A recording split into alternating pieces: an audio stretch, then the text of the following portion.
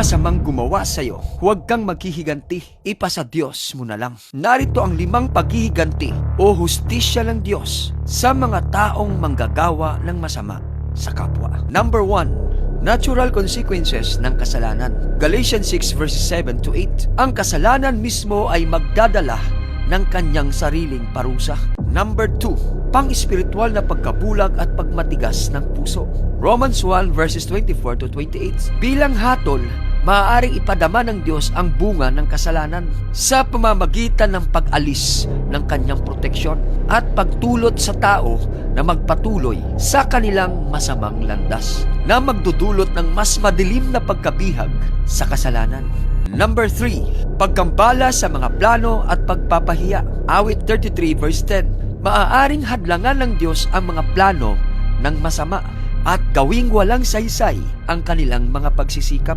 Number 4, paghihirap sa konsensya at takot. Kawikaan 28 verse 1. Kahit na hindi pa dumadating ang pisikal na pagdurusa, ang mga gumagawa ng masama ay maaaring pinapahirapan ng kanilang konsensya, takot at kawalan ng kapayapaan. And number 5, paghatol sa huling araw. Revelations 20 verses 12 to 15. Ito ang pinakamalaking hatol na haharapin ng mga taong manggagawa ng masama sa kapwa.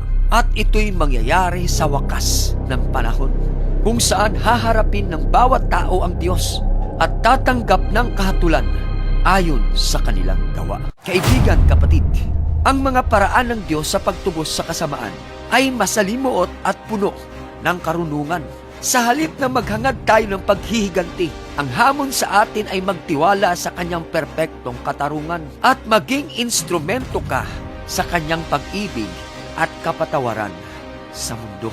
Kaya kung may gumawa ng masama sa iyo, idalangin mo ang kanilang pagsisisi at hayaang ang Diyos ang gumawa ng ayon sa kanyang kalooban. See you in my next video. God bless, kapatid.